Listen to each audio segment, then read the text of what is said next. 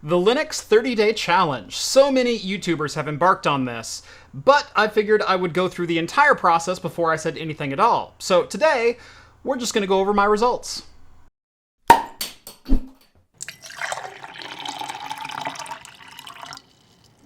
Welcome back to Craft Computing, everyone. As always, I'm Jeff. The year of the Linux desktop. Every year since 1998, we've had to hear about how Linux is finally going to overtake Windows in desktop OS superiority. And every year, we realize that teaching your mom how to open Chrome on Windows is difficult enough as it is. But over the last 5 years, there have been quite a few developments that might make it not only worth it to switch, but easy enough for enthusiasts and professionals alike to make the jump. So I figured it was finally time to take the plunge, and embarked on my own Linux 30-day challenge. At this point, I've experienced the full gamut of life as a Linux professional user. So let's go through the good, the bad, the absolutely amazing, and the downright brokenness that I've lived through over the last month, driving Linux full-time. This all came about when my streaming PC decided to start randomly rebooting on me. It started out maybe once a week, usually when I wasn't using the PC. I would notice that I'd log in and all my apps in Windows had been closed. For a while, I chalked it up to Windows updates, but it started happening a lot more frequently, to the point where my PC started randomly crashing and rebooting almost once per day. Again, usually when I wasn't working on it, but it finally hit a boiling point where I needed to do something, because I sat down to write out a video. And this has been a video that had been pushed off for like 2 or 3 weeks, and I finally had the information, and I sat down and I wrote my first sentence, and my screen went black. I almost flipped this table over. This was also at a point that I really didn't have time to just start diagnosing a random hardware issue. So I did what any sane person would do. I ran out to my garage, I grabbed the first available PC on my shelf, and then I installed Linux, because that sounded like less work at the time than fixing a random rebooting PC. What I grabbed was my System 76 Nebula PC. Now, I built this box specifically to test out Linux as a daily driver, and as soon as that video aired, I promptly put the PC out in the garage and didn't touch it until I came back to it this last month. So, a quick reinstall of ZorinOS 17, and I can finally give this thing the test drive it deserved. For hardware, I did have a pretty specific list of requirements, as I have a number of PCI Express cards that I rely on inside of my streaming PC. Luckily, the hardware I put in the Nebula matched up almost perfectly with what I needed. We're looking at a Jingsha X99 motherboard paired with a Xeon E5 2687W V4. It's a workstation-focused Xeon with 12 cores and 24 threads, a 3 GHz base clock, and a max turbo of 3.5. It's certainly not the fastest thing by modern standards, but that wasn't really what I needed. It was just fast enough to give me an idea of whether or not Linux would be usable long-term. As for PCI Express slots, there's also a perfect mix inside of here to meet my needs. There are a pair of PCI Express 3.0 X16 slots, a single X8 slot, and 2 X1 slots. There's also 2 M.2 Gen 3x4 NVMe slots for storage. As for why I need all that PCI Express, I've got an RTX 4060 8GB GPU from PNY, a Blackmagic DeckLink Quad HDMI capture card, a Mellanox ConnectX-4 100GB network adapter, and since the motherboard doesn't have any native USB-C, I went ahead and installed a dual USB-C controller for my 5GB devices. One of the biggest hurdles with Linux has often been getting all of your hardware to work properly. Or at all, for that matter. Driver support outside of enterprise-level hardware can be very hit or miss, but I'm happy to say that everything that I installed on this PC was either immediately recognized or installed without any drama whatsoever. And that is definitely something I didn't expect. NVIDIA has a fairly complete driver installation package on their website, which is definitely a welcome change from years past. The USB-C controller and Mellanox network card were both recognized immediately, so no issues there. The only other device that I had to get drivers for was the Blackmagic DeckLink capture card, which also had a friendly installer package available on Blackmagic's website. So far, so good. Now, this isn't going to be a gaming review. I've looked at Linux gaming plenty of times, and if you haven't tried it yet, it's definitely worth a shot. I'm approaching this video from more of an overview of my workflow and requirements as a content creator, a maker, and an all-around IT guy. As far as my individual software requirements goes, there's the usual suspects like Chrome and Firefox, both of which have had Linux native versions for their entire existence, so you can already chalk that up as a win. As far as communication and productivity, I use Discord and Zoom pretty heavily, both of which have native ports, and they installed very easily through the Zorin App Store. There are some other things in my workflow, though, that are a little bit more complicated. Web browsers and video conferencing is pretty ubiquitous on basically any device that you use these days. But we haven't talked yet about video or photo editing, live streaming, 3D printing, IT work. So, let's get started. So let's start with, why is this PC known as my streaming PC? Well, I use OBS Studio to broadcast my podcast every single week. By the way, that's Talking Heads, which you can catch live every Wednesday night at 6 p.m. Pacific time for the latest in beer and tech news, or on demand on Spotify, Apple, Google Podcasts, and basically everywhere else that podcasts can be found. OBS Studio can be installed via Flatpak from the Zorin store, after which I got all of my templates installed for streaming and benchmark recording. And that's when I ran into my first major issue. See, Flatpaks are basically sandboxed or containerized installs. They're meant to be almost universally supported inside of Linux, regardless of the version that you're running. This is great because it means that the application is basically guaranteed to work out of the box. But this is also terrible because in cases like mine, where I need direct interaction with hardware, because of the sandbox nature, OBS had zero access to my Blackmagic capture card. That's kind of important. The Flatpak version did have access to my USB HDMI capture, as well as my OBS Bot Tiny 2 webcam, my Focusrite Scarlett 2i2, which I use for audio capture, and NVIDIA's NVENC was also recognized and working with no problems. So some USB and PCIe devices could be accessed, but not all of them. Well, that's also only partially true. See, the RTX 4060 is supposed to support AV1 encoding, as does OBS, but only H.264 and X.265 were present in the encoding options. OBS doesn't yet officially support AV1 encoding from NVENC in Linux. They require the Intel GPU to be able to do that. Almost like development time for this feature was prioritized on Windows because of the massively larger user base. But, reversing course to the issue we were talking about, not the issue that also exists, to have full direct access to hardware, you need to use app installers that are specifically made for your kernel or distro version. So I had to manually download OBS Studio from their website and install it, rather than relying on the App Store version. Once installed, my Decklink capture card showed up and worked exactly as it should. All 4 HDMI inputs worked with 4K 60 FPS inputs, and worked basically completely as expected. Now, this isn't the biggest deal in the world. Sometimes you do need to install specific versions of software to get all of the features to work properly. But it does go to show that even when installations of software are made easy, that doesn't necessarily mean they're user-friendly to users who aren't well-informed. I had to get onto Google and figure out why I had installed my Decklink drivers, and my Decklink still wasn't showing up inside of OBS. It's because my version of OBS doesn't have full access to PCI Express hardware. And that answer was a little bit more difficult to get than it should have been. But one of the more frustrating aspects of migrating my streaming setup to Linux wasn't getting OBS up and running itself. It's actually the window management inside of Linux. Now, in Windows, I am hugely reliant on Microsoft's Fancy Zones. It's a power toy and an optional download that allows you to create pre-configured spaces for open windows. In order for my live streams to work, I need specific windows to be open in specific locations. Firefox, for example, I have on the right side of my screen to display news articles that we're discussing, and that needs to be a certain width and a certain height to display properly in the template that I've created. Zoom is open in a window so you can see my co-host's face. I've got other windows for live chat, I've got Discord open so I can talk with my mods, OBS itself also needs to be visible. It's a lot of content to fit even on an ultra-wide display. Windows, once Fancy Zones is set up, it's a drag-and-drop affair. In Linux, well, GNOME is still trying to figure out that window snapping should work every time you try it, let alone listen to you when you want to put a window in a specific XY location. This is a problem, albeit admittedly a very specific one, because as good as OBS has been on Linux, my workflow for setting up the podcast has been a bit of a nightmare. A couple weeks ago, I did some more research and downloaded and installed PopOS's window tiling utility, which auto-arranges windows across your entire screen. While it's better, it still doesn't allow you to pre-assign exact zones. So I still have to drag and drop, hope the tile manager interprets my actions into where I want that window to fall, and then still resize manually as needed. It's certainly not ideal. Not only that, but not all windows inside of the Linux desktop environment play nicely with the tiling manager inside of Linux.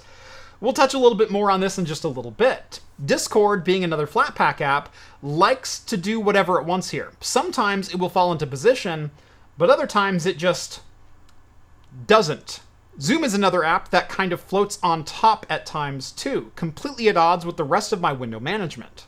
But overall, despite the difficulties, OBS did run perfectly well in and of itself. Now, I don't have access to AV1 encoding, which I would really like to, but I have done a number of live streams on Linux. I have done a number of screen captures and recordings, and even 2 camera captures, and they have all come out flawlessly. So OBS gets a B+. It doesn't have the bleeding edge tech like it really should, but it worked phenomenally well. Now, while I was throwing my entire workflow into chaos with a new OS, new templates, new layouts, etc., I figured I might as well go all the way and try to kick Adobe Premiere to the curb while I was at it. Now, before we get into that, I want to address a common thread and phrase I've observed through nearly every forum post, every advice page, every Reddit thread. It's one of those phrases that seems helpful if you're the one answering a question, but it's dismissive and borderline offensive if it's the answer you receive to a question, and the Linux community doesn't seem to understand why. Oh yeah, I'm about to piss off a whole bunch of you. One of the biggest hurdles to Linux adoption always has been and always will be software support. Whether that's natively running applications, ports, emulation, compatibility layers, or straight-up alternatives to commonly used programs, the biggest obstacle preventing the average person from using Linux isn't Linux. It's all the other software that you need to run on Linux to get through your day-to-day life. I see it in every comment section of every video that I've ever posted about Linux. I'd consider switching to Linux, but I use X application and there's no Linux version. For this example, let's talk about Photoshop. And what does the Linux crowd say when presented with this statement? You could probably say it with me. Oh, you don't need Photoshop, just use GIMP. It's basically the same thing, and it's open source. The polite side of my brain will then try to explain how, as a Photoshop user, I rely on specific features for my workflow, like AI-assisted background removal or specific plugins and tools that I've grown accustomed to over the last 20 years to get the desired effect and the look that I'm after. The more aggressive side of my brain wants to yell at the Linux community from the rooftops that no, it's not. That's like comparing Tux Kart to Mario Kart. That's like saying, don't bother with Spider-Man Remastered because Superman 64 exists. Why use a cinema camera when you have an iPhone? They both shoot ProRes, right? Hey boss, I got our press conference booked at the Four Seasons. Bartender, I'll have an IPA. And they say, is Natty Ice okay? It's not the same, it's never going to be the same, so don't insult my intelligence by saying they're the same. Whether the Linux community is trying to be helpful or whether they're trying to be elitist, responses like this just aren't useful to the person that's asking the question. Photoshop, realistically and practically, has no direct replacement native to Linux. And that's the case with a number of professional industries and niche software requirements. That's all to say, it's fortunate that in video editing and VFX, there are actually a number of professional apps written natively for Linux. Which brings us back to dumping Adobe Premiere for DaVinci Resolve. Now, I'm not going to get into the learning curve of migrating from 10 years of Adobe Premiere experience to a new nonlinear editor. That's a bit outside the scope of this video. But installing Resolve, using the app, exploring some of the issues that I've had with Linux as a platform for this, those are totally relevant. Installation was dead simple. There's an install script that simply runs, and inside of 10 minutes, I was into Resolve and importing clips into my timeline. Navigation of the UI and scrubbing through clips is, shockingly enough, just as fast on this PC as it is on my 64-core Threadripper with an RTX 4060 Super. Video rendering speed is also not that far off either. In fact, Resolve ran well enough that my last 10 videos have all been edited in Resolve instead of on Adobe Premiere. And they've all been edited on this sub-$900 Linux PC with an 8-year-old Xeon CPU, rather than on my legitimately $8,500 Threadripper PC just on the other side of the room. Like I mentioned in my podcast setup in OBS, I had some window management issues with DaVinci Resolve as well, in that you can't, like at all. DaVinci Resolve, for whatever reason, doesn't maximize or resize inside of Linux. At least, not that I could figure out how to do it. It doesn't even have the maximize, close, and minimize icons in the top right of the window, let alone the ability to drag the window around or grab it and resize it. Those options don't exist. The window opens to cover about 75% of your screen dead center, so it's got essentially a border of your desktop around it. But it doesn't cover the entire screen, and you can't move the window. You can't resize the window. You can't snap the window to one side or the other. It just kind of is open. What I did manage to figure out is that the Pop! OS tiling manager that I installed will make Resolve snap to full screen and auto-resize when opening other applications or windows, for better or for worse. Overall, though, it was incredibly difficult to get all my windows into a place that I can actually use them, and many power users or multitaskers are going to have similar complaints here. Being able to put a window where you want it to go sounds like a small problem, but it is a problem that desperately needs to be fixed, because an uncomfortable user isn't a user who will be willing to power through other unknown difficulties, and instead they're going to head straight back to Windows or Mac OS and deal with the known limitations of those OSs. Lastly, I mentioned that my last 10 videos have all been edited with DaVinci Resolve, but in 3 of those cases I ran into multiple video encoding errors in my final render. While I never had an outright failure from DaVinci Resolve, when I uploaded the renders to YouTube and Floatplane, I did experience errors on their end when re-encoding my video. These were all in H.264 via the RTX 4060's NVENC encoder, so there really shouldn't have been any problems. But I had to re-encode a couple of my videos multiple times before getting one without any encoding errors that would actually successfully upload to YouTube. For my last couple of videos, I've encoded them with X265 and haven't had the issue crop back up. Whether that means it's fixed or not, I have no idea, and that's not really a position I want to be in when I'm relying on this machine to edit my videos right now. There's also one more pretty major gotcha to running Resolve in Linux rather than Windows or Mac OS, and it has to do with Linux as a platform itself rather than the program, and it has to do with audio decoding. AAC audio is one of, if not the most common audio codecs used by digital video. It's what a good number of cameras use. Your smartphone likely records audio via AAC when you're recording video or even doing like a voice memo. But AAC audio decode isn't supported by Resolve for Linux because of software licensing. AAC isn't available in Linux because it is a paid license to use. Windows and Mac OS independently license AAC decoding at the OS level, so it's not a concern for programs like Resolve to simply piggyback on that functionality. But in Linux, well, Linux is free and open source, and there's obviously no paid and licensed decoders available to you by default. Now, there are workflows that you can extract AAC audio from your video files and convert them over to PCM. I did have to do this for some screen capture that I performed in OBS because, hey, AAC is the default audio capture method, as well as my intro and outro animations that I've used literally since 2017. Now, luckily, as far as my main camera, I record all of my A-roll in ProRes LT, which encodes audio as PCM by default. If I were recording video directly inside of my cameras instead of using an Adamus Ninja, though, those record via H.264, and I would have to add a pre-processing step of converting audio before I begin editing. Like I said about my experience with OBS and podcasting and Windows setup, it all works, but it's not necessarily ideal. I know I ranted already about Photoshop's lack of alternatives, and that's definitely going to be a sticking point for me if I decide to continue daily driving Linux. I'm going to need to find something that handles my image and asset creation both as well and as quickly as I could do it in Photoshop. If you have any suggestions at all, please leave them down in the video description. I'm all ears looking for new software. And I just realized you're all just going to suggest to use GIMP. One of the alternatives I have been looking into for Photoshop is Affinity Photo 2, as I have a number of friends and colleagues who have used it and have all given very good feedback around it. But there's also still no Linux native version, and I don't know if you've checked out the Linux landscape when it comes to photo editing software. Yeah, there's a reason everyone still recommends GIMP. I could go on and on about a number of other highs and lows that I've had with this machine. Overall, business continuity has just kind of worked.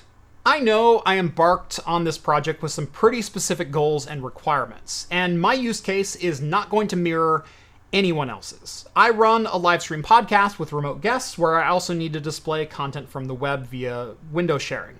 I edit long-form video content. I design 3D models for prototyping. I manage my IT infrastructure. And I require some pretty specific hardware to make all of that happen. Overall, I think I would have to give my experience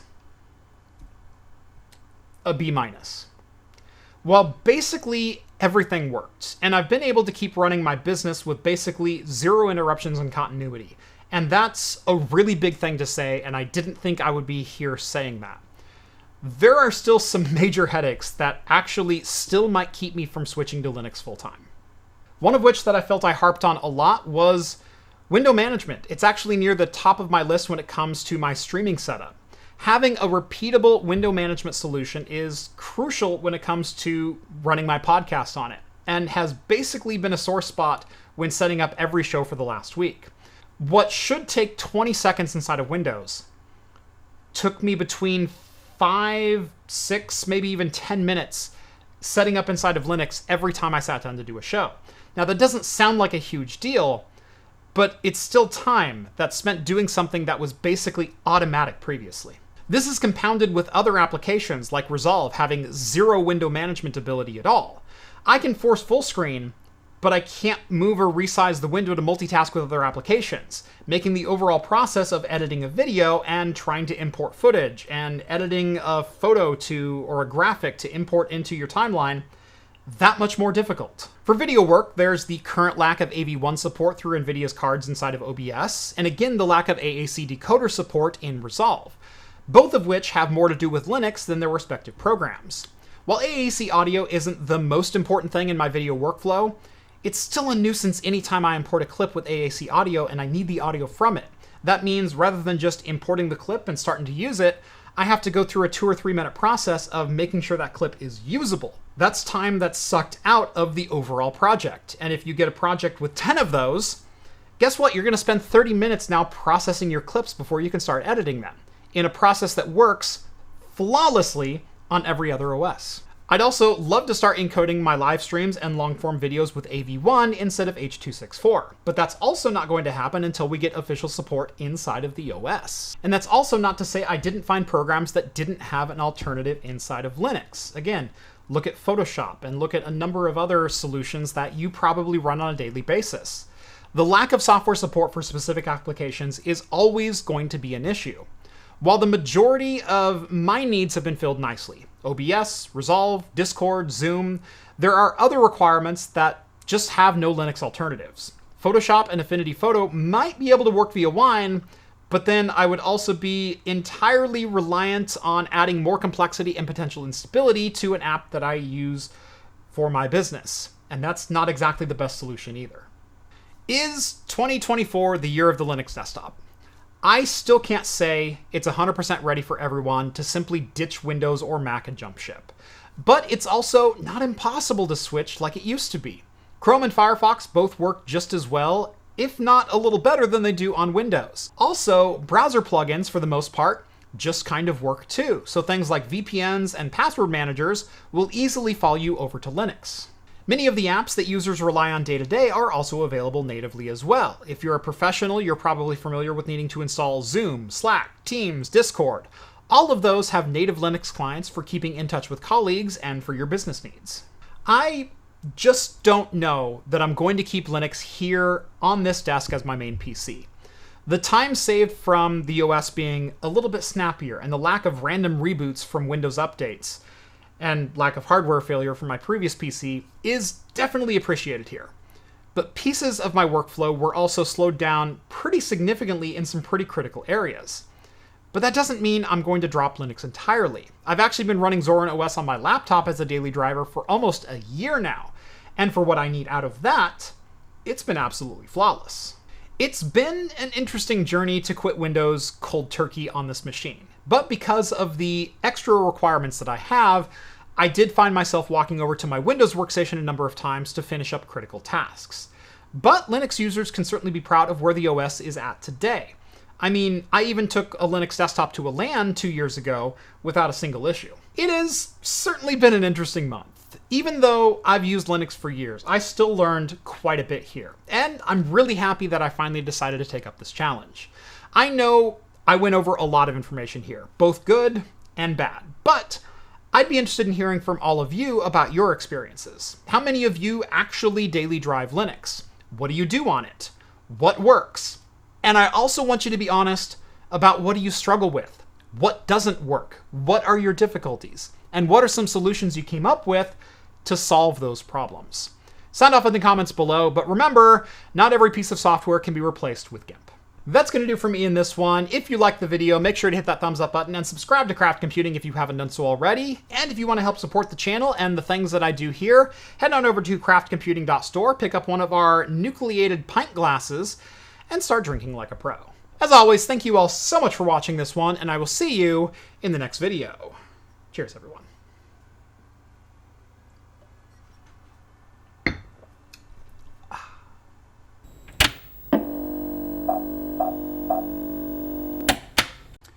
Beer for today is yet again from Iron Horse Brewery in Ellensberg, Washington. It is the Tiramisu Death. Now, if you remember last week, I had Cookie Death, which was another dessert-inspired beverage from the folks up at Iron Horse. This one is also based on the same base beer, which is Quilter's Irish Death, and one of my favorite dark ales. There we go. This one's a little bit darker than Cookie. A little bit of an amber tint to it as well. I don't know if that'll come through on camera, but it's a good-looking beer. Not nearly as sweet as the Cookie Death was. This reminds me a lot more of Quilter's Irish Death, which is the beer that it's based on. Cookie Death had cookie dough, overly sweetened nose on it. This one, honestly, just kind of smells like Quilter's Irish Death. You get a little bit of malt on there. It's not too heavy. It's not overbearing. There's a little touch of sweetness to it. Now, a little bit of background on me. I'm a pastry fanatic. I'm not big into sweets. I don't really like cake. I like ice cream.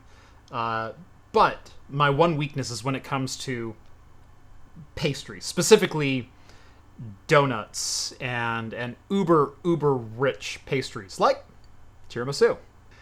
Definitely a dessert beer, but a very light dessert beer. This is not a pastry stout. Pastry stout is usually a stout that's so thick that you can cut it with a knife. This is a dark beer, but it's so much lighter bodied. There is a little bit of a, I wouldn't go so far as to call it pastry flavor with this. It's a little bit bready, which is kind of nice. Like I said, I'm getting like croissant or Danish way more than tiramisu. I'm also not getting some of the deeper and richer flavors that I kind of wanted out of a tiramisu. I'm not getting coffee or nutmeg or cinnamon or you know, those darker sweetness. I'm getting almost a little bit of vanilla and caramel. It's not bad, but it's not tiramisu. Now, I'm not going to get into the learning curve of migrating from 10 years of Adobe Experience. Adobe Experience. Is that really what I just said? Beer's better than I thought.